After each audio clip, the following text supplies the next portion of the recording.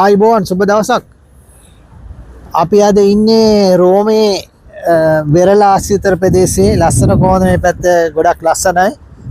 සුන්දර පරිසරයක් තියෙන්නේ. ඉතින් මේ පළාතේ ඉඳලා ඔයාලට ඉතාමත් වැදගත් වීඩියෝ එකක් කරන්න හිතුණා. මොකද මේ දවස්වල ඉතාලිය සහ යුරෝපයේ ලොකු ආందోලනයක් යනවා. මේ රටවල් වල ඉන්න නිත්‍යානුකූල නොවන ශ්‍රී ලාංකිකයන්ට ලංකාවේ එම්බසියෙන් කිසිදු සේවයක් වෙන්නේ නැහැ. එයාලට කිසි දෙයක් කරගන්න බෑ කියලා ඉවරලා. ඉතින් අද ඔයාලත් එක්ක පොඩ්ඩක් සාකච්ඡා කරන්න හිතුණා. ශ්‍රී ලංකා එම්බසි වලින් යුරෝපයේ තියෙන යුරෝපයේ මැද පෙරදිග සහ සියලුම රටවල් වල තියෙන ශ්‍රී ලංකා එම්බසි වලින් කොලයක්, ඒ කියන්නේ වීසා නැතුව ඉන්න අයට හෝ රිෆියුජි දාලා තියෙන අයට මොනවද ලැබෙන පහසුකම් කියලා. මොකද ඊයේ පෙරේදා ශ්‍රී ලංකාවේ විදේශ ඇමති පාර්ලිමේන්තුවේදී කිව්වා ඉතාලියේ විශාල ප්‍රමාණයක් ඉන්නවා පාස්පෝර්ට් නැතුව, ඒ කියන්නේ නිත්‍යානුකූල නොවන හෝ එහෙම නැත්නම් සරණාගත වීසා ඉල්ලලා එයාලට ලොකු ප්‍රශ්නයක් තියෙනවා. එයාලට පාස්පෝර්ට් නැති හින්දා හෝ පාස්පෝර්ට් එක රිෆියුජි දාද්දී යුරෝපයේ පොලිසිය වලින් එයාලා බාරයට අරන් තියෙන හින්දා මේ නැවත පාස්පෝර්ට් එකක් එයාලට නිකුත් කරන්න හැකියාවක් තියනවාද කියලා අහපු ප්‍රශ්නයකට පාර්ලිමේන්තුවේදී දුන්න පිළිතුර එහෙම කරන්න බෑ.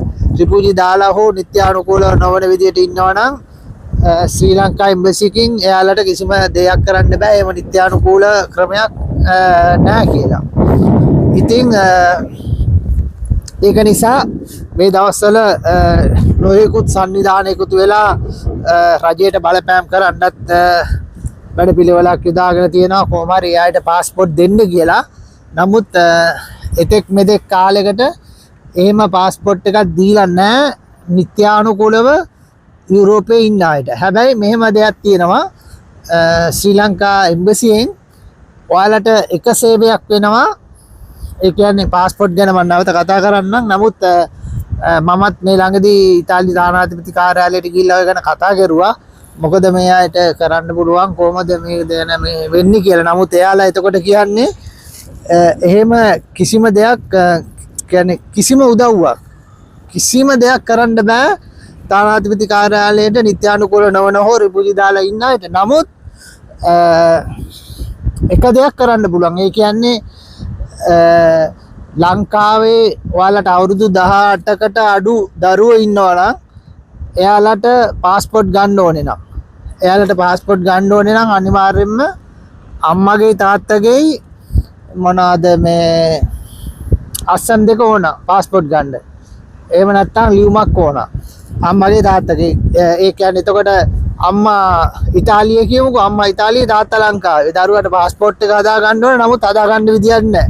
අම්මා ඉතාලියේ නිත්‍යානුකූලව නෙමෙයි ඉන්නේ. ඒකින්ද කිසි දෙයක් කරන්නත් බෑ නිත්‍යානුකූල විදියට. නමුත් ඒ වගේ සම්බන්ධයක් වලදී, ඒ කියන්නේ දරුවන්ගේ දේවල් වලදී, දරුවන්ගේ යම් කටයුතු වලදී ඉතාලි තානාපති කාර්යාලය හෝ යුරෝපයේ තියෙන තානාපති කාර්යාලය ඒ ගැන මානසිකව බලලා එයාලට පාස්පෝර්ට් එකක් හදාගන්න ඉතාලි එම්බසියෙන් හෝ යුරෝපයේ තියෙන ශ්‍රී ලංකාවේ එම්බසි වලින් සහතික කරලා ඒ කටයුත්ත කරලා දෙනවා.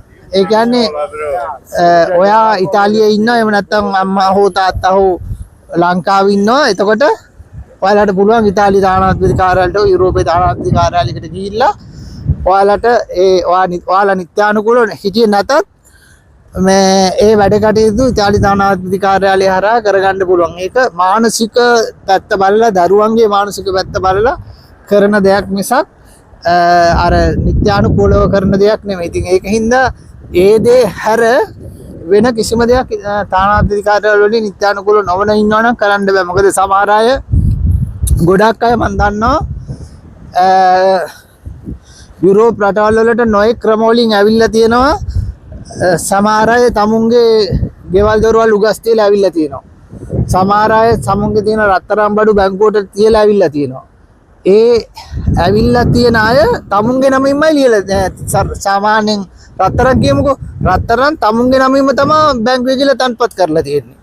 එතකොට ඒ තන්පත් කරපු කෙනා දැන් ඉන්නේ යුරෝප රටක.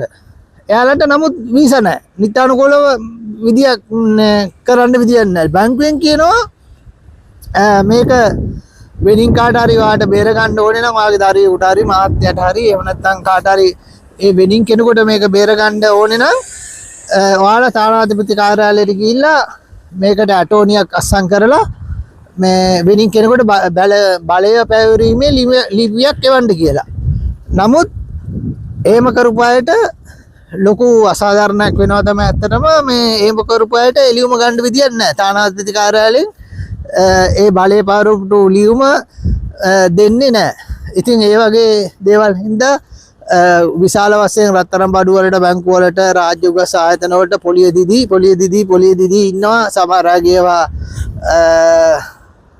තමුන් දන්නේම නැතුව ඒවා රාජසන්තක වෙනවා. ඉතින් ඒ වගේ ප්‍රශ්න ගොඩාක් තියෙනවා.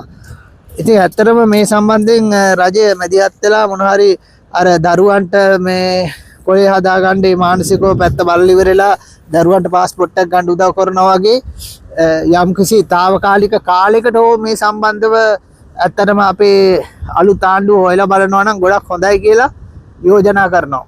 සියලු දෙනාටම ජය වේවා.